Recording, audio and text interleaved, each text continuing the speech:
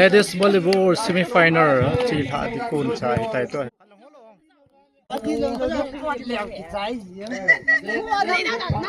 ขันลงหัวจะมีกี่มตัวเฮียตัวเฮียเช็คกิ้งกับจีไหลไต่เฮีย semi-final อะไรกันบอลหอยหอยตาเจ้าบอลเลยเฮ้เช็คเต้าเช็คเต้า